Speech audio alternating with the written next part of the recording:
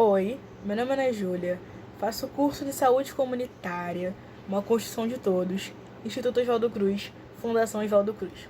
Venho aqui num dos meus colegas, Everson, Iracema, Denise, Joana e Isla. Nós participamos da elaboração de um mini projeto acerca da Covid-19, com a monitoria do professor Paulo.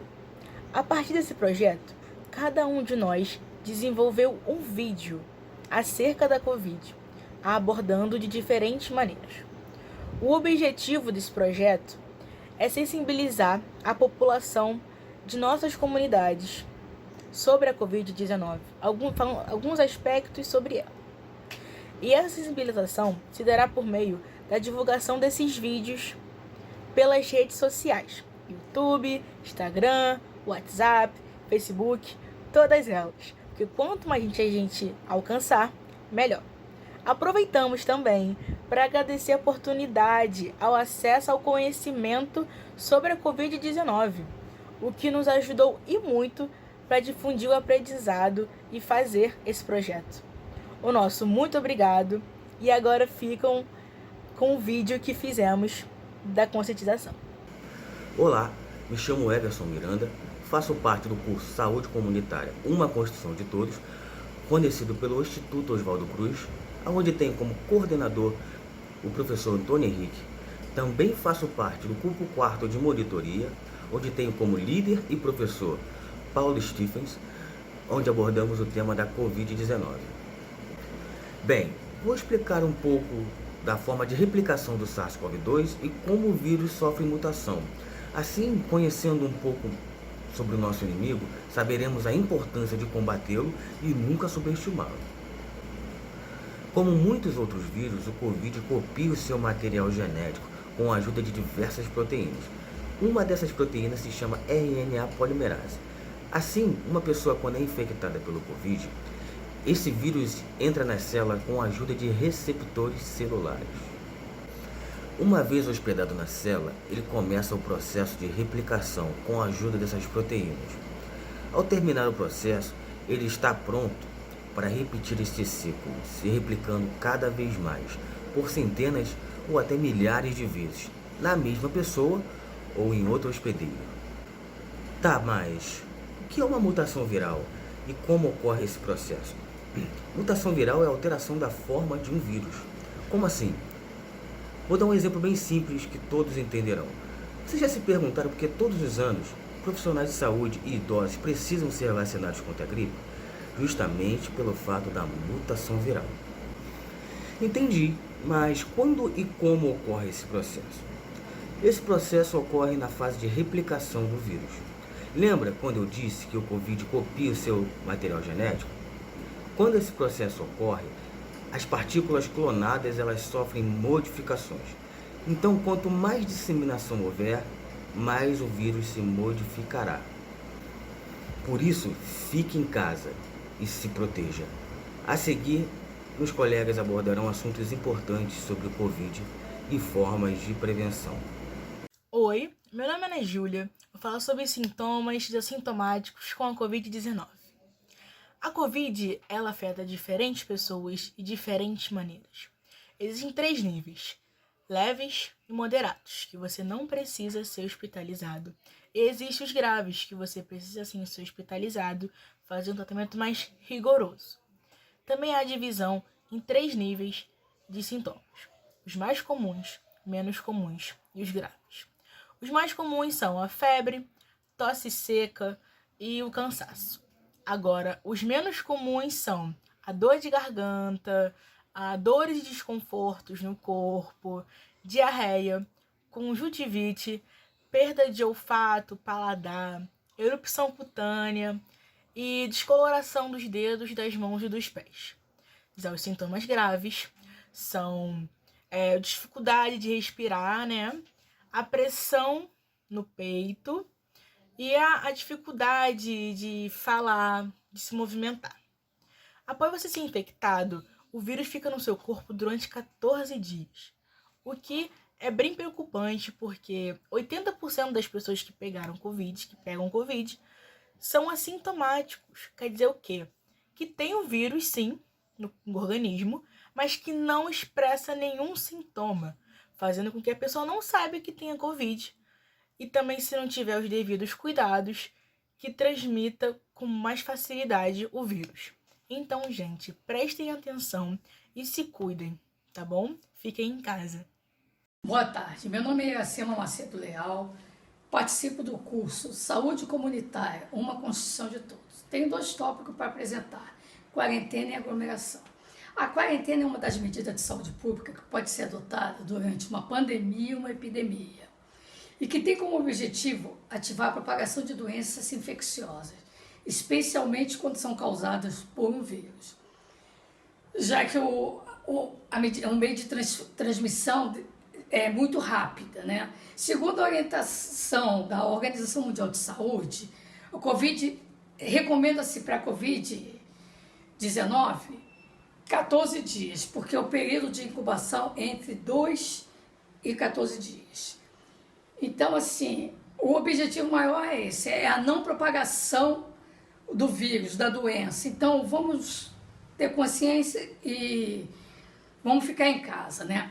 E sobre a aglomeração, a gente tem visto nesses últimos semanas aí que foi tudo liberado, né?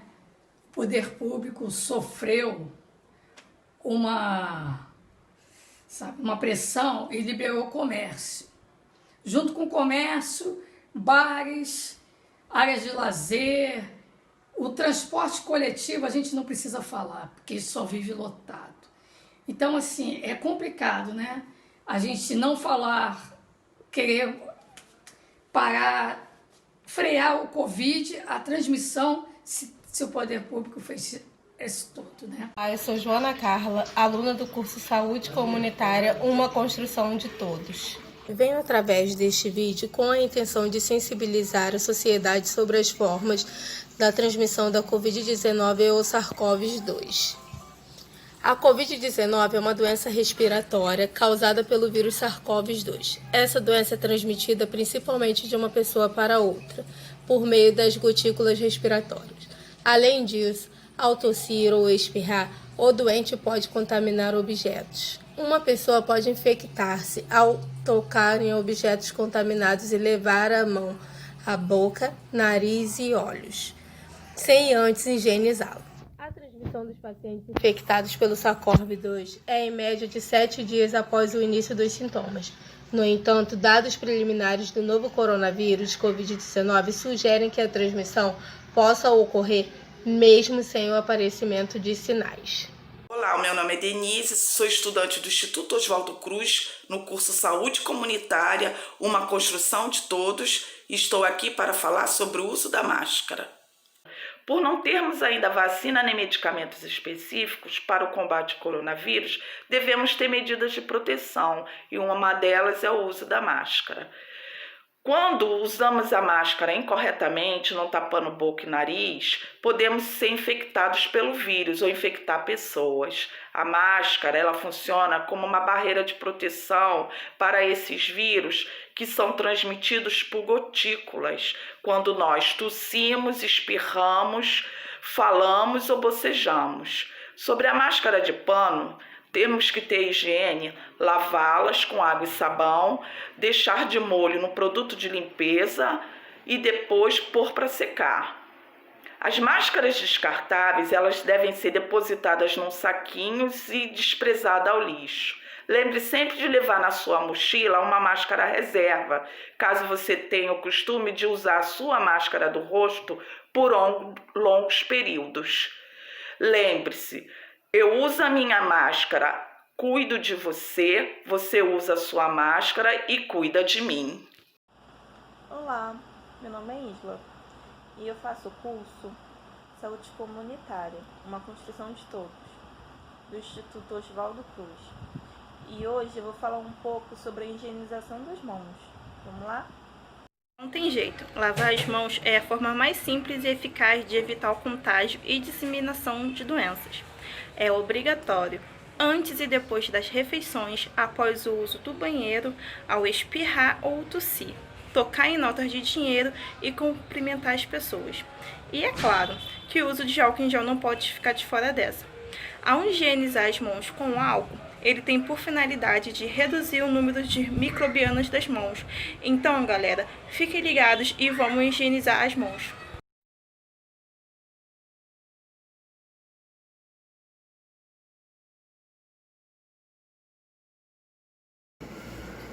Olá, voltei. Agora eu vim falar sobre a diferença entre um surto, uma epidemia, uma pandemia, uma endemia e uma sindemia. Bem, o surto. O surto acontece quando há um aumento inesperado de alguma doença em uma determinada região. Em algumas cidades, por exemplo, a dengue ela é tratada como um surto e não como uma epidemia. Epidemia. A epidemia ela acontece quando surtos são identificados em várias regiões. Existe a pandemia a nível municipal, é quando vários municípios, relatam uma certa doença. Existe a nível estadual, onde algumas cidades relatam o caso dessa doença. E existe a nível nacional, onde essa doença acontece em várias regiões do país. Por exemplo, em fevereiro deste ano, 20 cidades relataram epidemia de dengue. Pandemia. Uma pandemia, se a gente for botar numa escala de gravidade, é o pior dos cenários possíveis. Uma pandemia acontece quando uma epidemia se estende a nível mundial e espalha para vários continentes. Por exemplo, em 2009, a gripe suína, bem conhecida gripe suína, ela deixou de ser uma epidemia e se tornou uma pandemia, quando a Organização Mundial de Saúde, a OMS, ela localizou essa gripe em mais 6 continentes do mundo. E em 11 de março de 2020, a Covid-19 ela deixou de ser uma epidemia e se tornou também uma pandemia. Endemias. A endemia ela não está relacionada à questão quantitativa. A endemia ela é uma doença local, em uma certa região. Como assim? Por exemplo, no norte do Brasil, a febre amarela ainda é uma doença endêmica lá, porque é uma doença típica daquela região. Então, as doenças típicas daquela região, uma certa região, elas são consideradas endemia. Sindemia. De acordo com o médico americano Mary Singer, criador do termo em 1990, uma sindemia ocorre quando 2 ou mais doenças interagem entre si, potencializando os danos causados das mesmas. Como assim?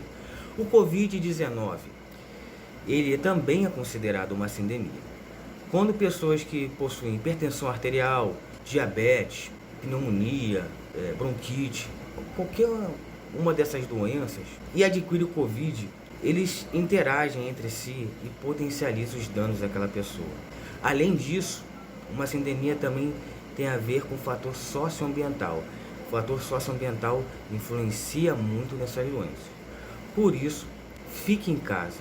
Siga as orientações desse vídeo que os meus colegas deixaram anteriormente e se proteja. Lave bem as mãos, use máscara e mantenha o distanciamento social caso você precise sair.